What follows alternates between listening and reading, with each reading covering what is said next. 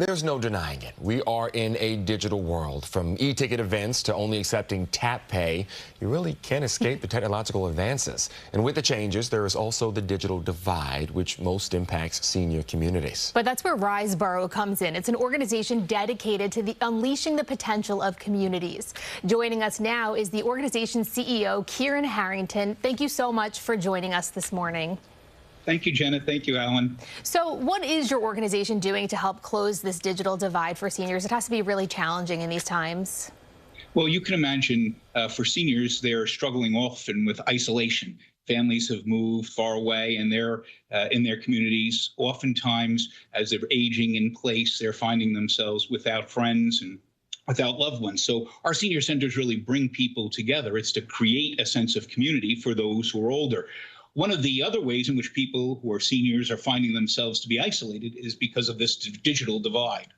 You know that every time your iPhone updates, it's a bit of a challenge for those of us who are very familiar with these digital products. For older folks, it becomes even more of a challenge. So across our 10 programs throughout the basically central Brooklyn area, we offer classes for seniors so that they can know how to do their online banking, how they can navigate Facebook, and how they can negotiate the other social media platforms to be in touch with their family and loved ones. Put myself in the senior citizen community, but I am undoubtedly one of those people that has to Google some of the answers and questions I have dealing with technology. All good things worth doing don't come easy. What are some of the roadblocks you traditionally see while trying to help seniors navigate this digital world? Well, you know, one of the real roadblocks is the number of scams that are out there that prey upon older people. And it becomes really terrifying to be using digital devices because they're afraid that they're going to be taken in for money or their identity is going to be compromised. So one of the challenges that we have to do is to help older folks realize that technology is not an enemy.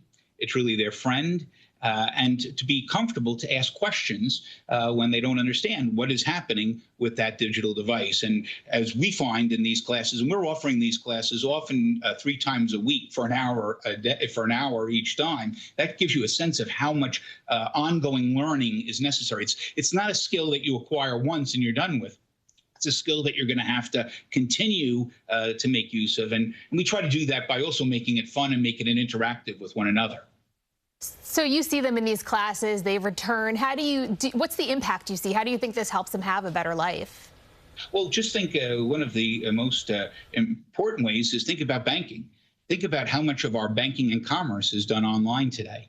Oftentimes, seniors who can't get out of their homes or find it a little more difficult to get out of their homes, now it becomes a little more flexible in order to negotiate what's in their bank account, how they're spending money, how they're sending money to their loved ones and their families, how they're paying their bills, whether it's for their rent or for their mortgage or buying Christmas gifts. So from my perspective, and I think from the perspective of those who are running these classes, it really is a tool of empowering senior citizens who find it a bit challenging to get out of their homes to be able to be connected with the broader community. You are offering the program at 10 different senior centers across Brooklyn and Queens. How does someone sign up for one? And then, of course, how much does it cost? So it doesn't cost anything. Everything is free. We're really working in a partnership with the Department for the Aging. We're very, very grateful to the city for all the funding that they provide for us to do this.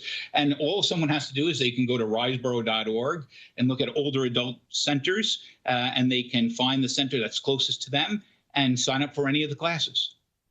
A free service, and it sounds like it's making such a difference. Thank you so much, Kieran, for joining us this morning. It's so wonderful to be with you, Jenna. Thank you, Alan. To learn more about the class or other services provided, head on over to their website, riseboro.org. We'll be right back.